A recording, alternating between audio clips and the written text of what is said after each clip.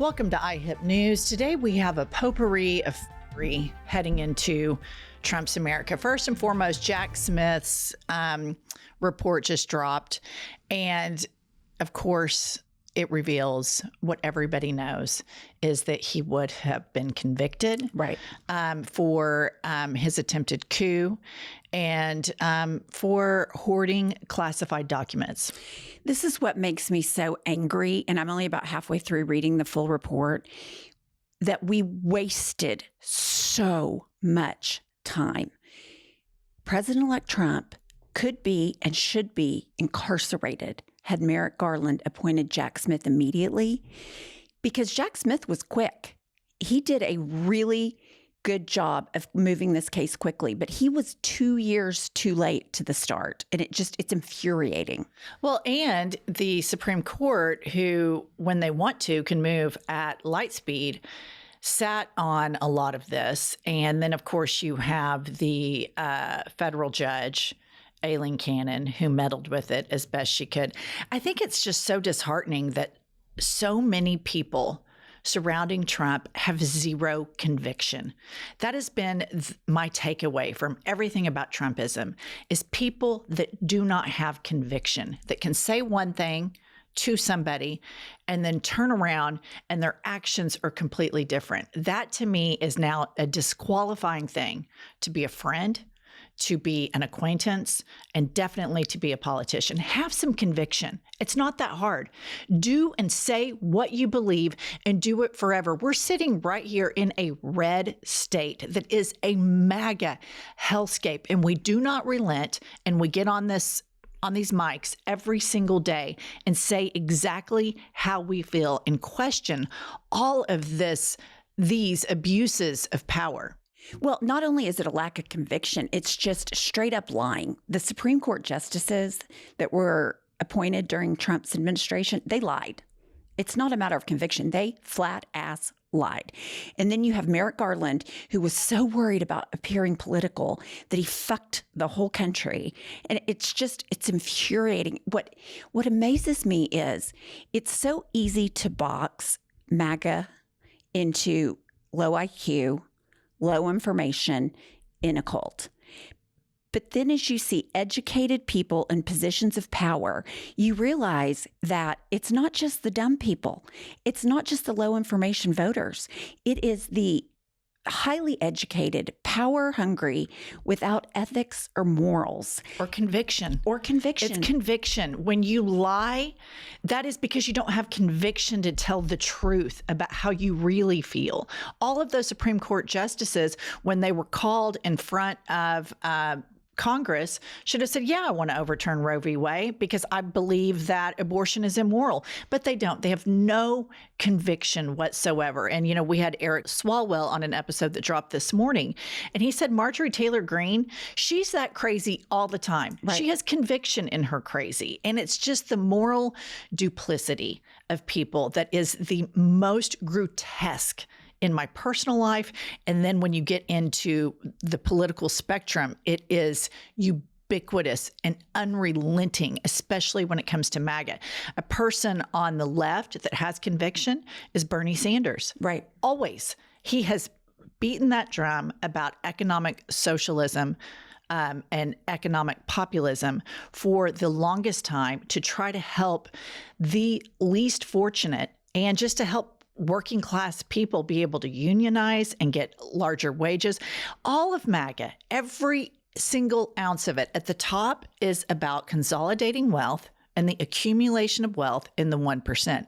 But then you have all of these flea bags that clamor on.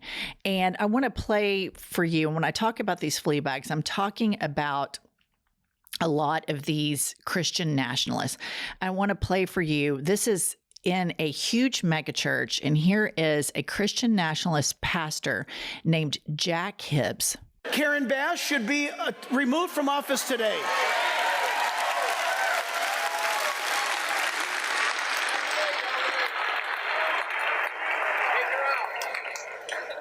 She should be thankful that John Adams or Samuel Adams, George Washington or John Hancock are not in power right now, because she would be arrested for dereliction of duty, which cost people their lives, and she would be hung, according to our colonial fathers.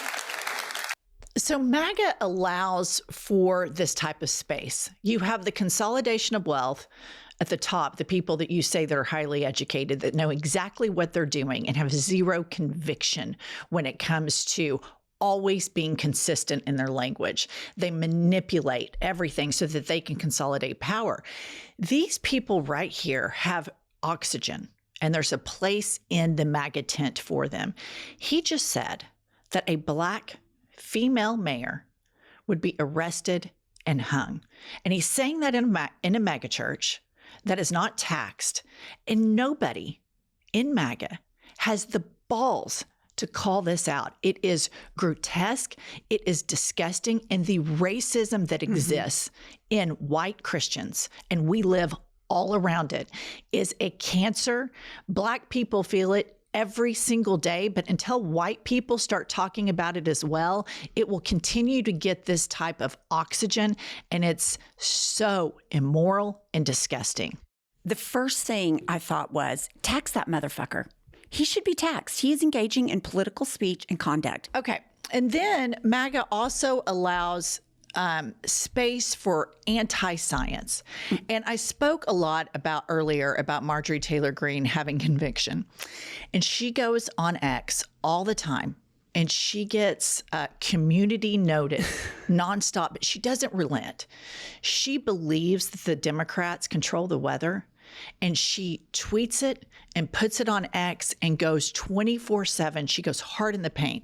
So in response to the California fires, we have the far right preacher wanting to hang the mayor and arrest her and then hang her. And then we have Marjorie Taylor Greene, who gets on X and says, why don't they use geoengineering like cloud seeding to bring rain down in the wildfires in California? They know how to do it. She is detached from reality. I mean, she is truly detached from reality. She believes that you can control the weather. She's just so dumb. It's unbelievable that she's a representative in Congress. It really is. It's fascinating to me that so many people embrace lies and conspiracy theories and this notion that they are smarter than the experts, like Marjorie Taylor Greene here. She probably read some wacky, crazy article that said that Democrats were controlling the weather. Now, she's a religious nut, right? She is a full-blown religious nut. So in her worldview, God would control the weather. But then in her crazy logic, she trumps God and says the Democrats are more powerful than God. And they just live in this chaotic, crazy world where they believe all of these crazy things all at one time. God is, the ruler, the leader, the controller of everything, but also the Democrats could fix and put out the fires. It's insanity. And she is so embarrassing. I picture like in an alternate universe that I would be watching the news, and then you would see a Marjorie Taylor Greene, but she would be a leader in a different country that education wasn't embraced. And then I realized, we don't embrace education anymore. And this is the lens that Europeans, Australians, and other countries are looking at the United States. We're the dumbasses. Oh, there's no question. And I think, if she is this crazy and uneducated, well, I'm not going to say she's uneducated because I think she's educated. She's just detached from reality, a conspiracy theorist. Who are the people that voted for her? Like, if you think she's bad, imagine her constituents. That's what I think. Like, there's a whole sect that is her constituency that is just completely detached from reality, that sits around and talks about Jewish space lasers and Democrats controlling the weather, and they believe it. But I think where I really realized that we were in a post-fact world, when Kellyanne Conway said alternate facts, that's when it was like, oh God, they're going to go there. But then all this the Facebook hospitals around COVID. I'm not going to put it in. I'm not going to take the vaccine, despite what the science says. I'm going to die on my convictions. Like, that's when I really realized people don't want to know the facts. They either don't know, don't care, or don't want to know. I knew when the United States invaded Iraq. And Really? the WMD lie. Absolutely. I mean, I absolutely knew right then and there, like, this is such bullshit. And I think people that are probably 10 years older than me knew it when Reagan started all of the trickle-down economic bullshit. And so this didn't just happen with Trumpism. There was a setting, a landscape that was drafted a long time ago, and probably starting with the 1950s when they started putting religion back into government. And they have played this long game with this, and religious people fall prey to racism very easily because it's kind of cooked in the books, as we referenced by that mega church pastor. And look at Marjorie Taylor Greene. I mean, she just believes crazy shit. But then again, if you believe in a talking snake and you think that Jonah lived in a whale for 3 days and a virgin birth, and you believe all these magical things, it's not that big of a jump then to then just start adding on crazy shit all the time. And so I don't know what the path is long-term out of this, but I do think a lot of everything that's going on right now, the one little glimmer of hope that I have is we see the Jack Smith report. And so many of these people, these tech bros that are going all chips in, here's $1 million for your inauguration, they're being very short-sighted, and they're playing the short game because that's going to be on the record for them forever.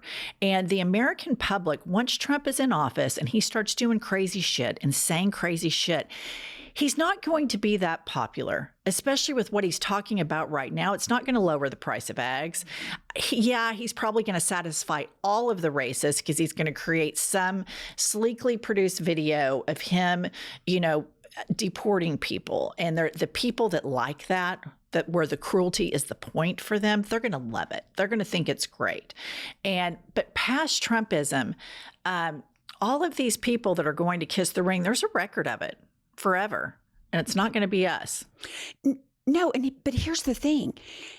By the time they're being judged for that, don't they have so much power in the oligarchy and so much money, they don't give a shit? Will there be a day of reckoning for them after they've consolidated all this power, spent all this money, taken all of the money that is up for grabs under the Trump administration? Do you think they'll care? I think at some point there is a reckoning with, look at the French Revolution. I mean, there's at some point, this is not sustainable.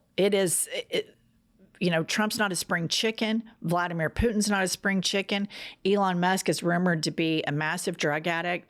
And I think at some point, the truth always perseveres. It might not be our lifetime, right? But all of these people are in the permanent record, kissing the ring. Their companies are going to probably be so compromised at some point, and recorded history will prove how dangerous all of this bullshit is and how they ruined a perfectly good country that was trying to progress and reconcile our racist roots, income inequality.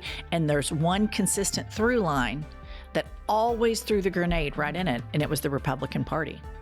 Always. They have never given a shit about working people. They just absolutely lie.